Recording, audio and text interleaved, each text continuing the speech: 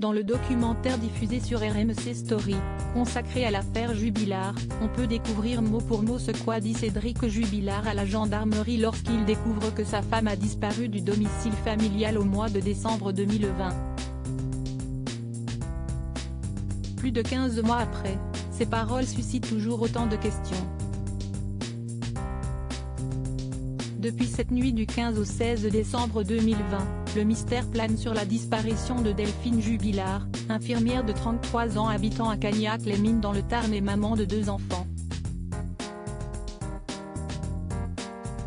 Cette femme qui était en instance de divorce d'avec son mari, Cédric Jubillar, n'a plus donné de signe de vie depuis cette date et laisse ses proches dans un terrible désarroi.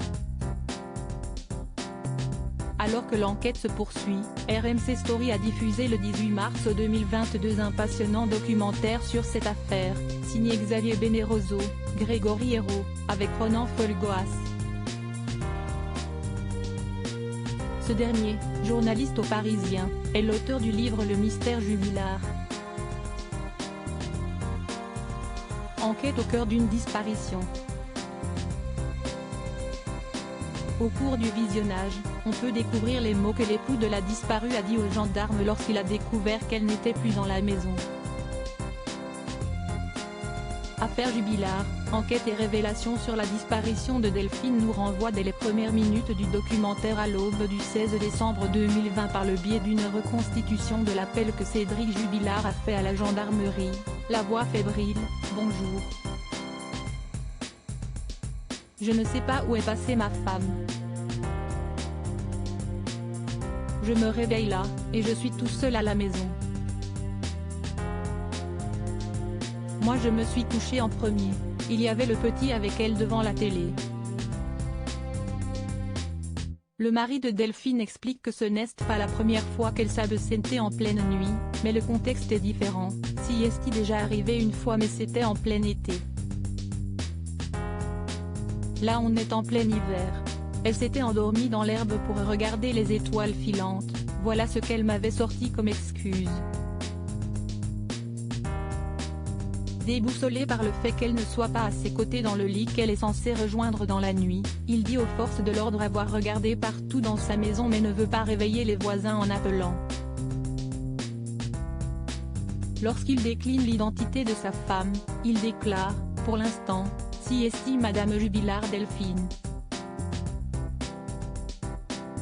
Quand le gendarme lui demande de rester éveillé jusqu'à l'arrivée de ses collègues, il rétorque, sincèrement, comment voulez-vous que j'arrive à dormir maintenant? Si est ainsi que démarre l'affaire Jubillar et le cauchemar dans lequel il sera plongé avec sa famille. 6 mois plus tard, le peintre plaquiste qui avait épousé Delphine Jubillar, son amour de jeunesse, en 2013, est incarcéré, placé en détention provisoire pour homicide par conjoint. Il clame depuis son innocence alors qu'aucun indice n'a été retrouvé pour le moment. Des analyses sont en cours, les fouilles, par le biais de drones ultra performants, continuent et les témoignages sèment le trouble.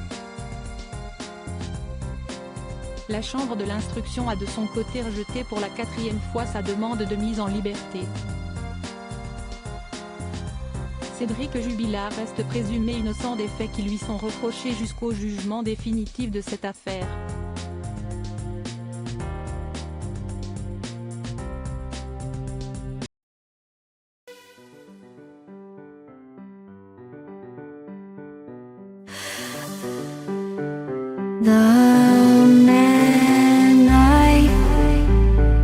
Love just had a heart attack,